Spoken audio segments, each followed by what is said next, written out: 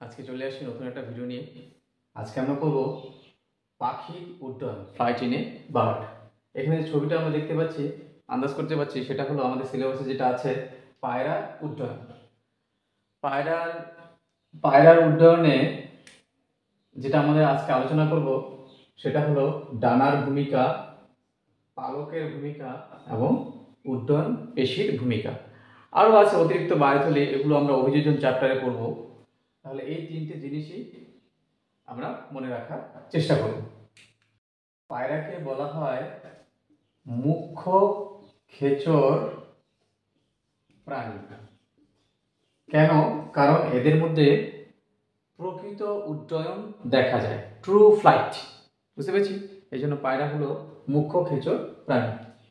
আর পায়রা হলো এভিস শ্রেণীর অন্তর্ভুক্ত একটি বা পক্ষী শ্রেণীর অন্তর্ভুক্ত একটি প্রাণী। ঠিক আছে, তাহলে চলে আসি প্রথমে ডানার ভূমিকা।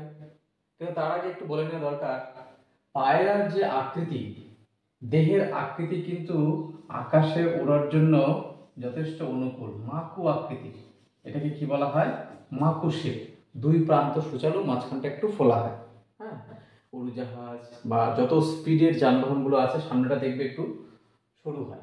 ঠিক আছে, পায়রা, মাছের ক্ষেত্রে আমরা বলেছি একই রকম আকৃতি, মাকু আকৃতির জন্য বাতাসের বাধাকে সহজে অতিক্রম করে তারা আকাশে উড়তে পারে। তাহলে চলে আসি প্রথমে ডানার ভূমিকা। পায়রার ডানা অগ্রপদ ডানায় রূপান্তরিত। প্রতিটি ডানায় 23টি, টোটাল ডানার মধ্যে 23টি পালক আছে, আর লেজে আছে 12টি। 23টি পালক, এদেরকে বলা হয় রেমিজেস। আর 12টি পালক যারা আছে সেটাকে বলা হয় রেক্টিসেস। পায়রার ডানায় থাকা যে 23টি পালক রেমিজেস, এরা কি করে পাখি ওড়ার সময় উড্ডয়ন তল বৃদ্ধি করে। হ্যাঁ, উড্ডয়ন তল যত বড় হবে তত সহজে আকাশে উড়তে পারবে। আর ওড়ার সময় রেক্টিসেস যে পালকগুলো থাকে পুচ্ছ পাখনা, সেটা হলো দিক পরিবর্তনে সাহায্য করে। পরিবর্তন, বুঝতে পেরেছি? তাহলে পালকের ভূমিকাগুলো কি, রেমিজেস এবং রেক্টিসেস কি, এটা মনে রাখবে। উড্ডয়ন পেশি। পায়রার দেহে 3 ধরনের উড্ডয়ন পেশি থাকে। একেবারে বাইরের দিকে এটার নাম হলো পেক্টোরালিস মেজর, তারপর এটার নাম পেক্টোরালিস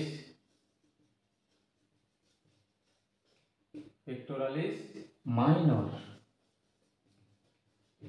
আর ওই পাশে আরেকটা আছে, এটা 1 নম্বর, 2 নম্বর, 3 নম্বর হলো কোরাকো ব্রাঙ্কিয়ালিস। এই পেক্টোরালিস মেজর যে পেশিটা আছে, সে সংকুচিত হলে ডানাটা উপর থেকে নিচের দিকে নামে, অর্থাৎ বাতাসের উপর ঘাত প্রয়োগ করে। আবার পেক্টোরালিস মাইনর, এই পেশিটা সংকুচিত হলে কি হবে?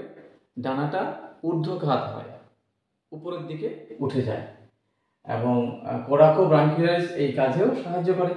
তাহলে এই 3টে পেশি ক্রমান্বয়ে সংকুচিত এবং প্রসারিত হয়ে, মানে অনেকটা নৌকার দ্বারের মতো ছন্দবদ্ধ গতিতে ডানাকে বা ডানার পালককে ওঠানামা করতে সাহায্য করে। এর ফলে পায়রাটা সহজে সামনের দিকে এগিয়ে যায়, এবং পায়রা দীর্ঘক্ষণ কিন্তু আকাশে উঠতে পারে, ঘন্টার পর ঘন্টা। তার জন্য এই পেশিগুলো খুব শক্তিশালী হয়।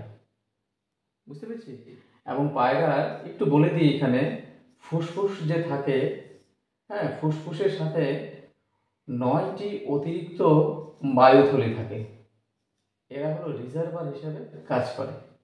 হ্যাঁ, এই অতিরিক্ত বায়ুথলিগুলো অক্সিজেন নিয়ে নেয় উড্ডয়নের সময়, এবং পায়রা যখন অনেক উঁচুতে উঠে যায় তখন উপরে উঠলে কি হয়, আমরা জানি অক্সিজেনের ঘাটতি হয় এবং ওকে উঠতে হবে ঘন্টার পর ঘন্টা। তার জন্য এই রিজার্ভ বায়ুথলি থেকে অক্সিজেন ফুসফুসের মধ্যে সাপ্লাই অব্যাহত থাকে, এর ফলে পায়রা দীর্ঘক্ষণ আকাশে উঠতে পারে। তাই ছিল আজকের ভিডিওটি ভালো লাগলে অবশ্যই সবাই লাইক, কমেন্ট এবং শেয়ার করবে। যারা নতুন আছে আমার চ্যানেলে তারা অবশ্যই সাবস্ক্রাইব করে দিন। Tata, bye bye.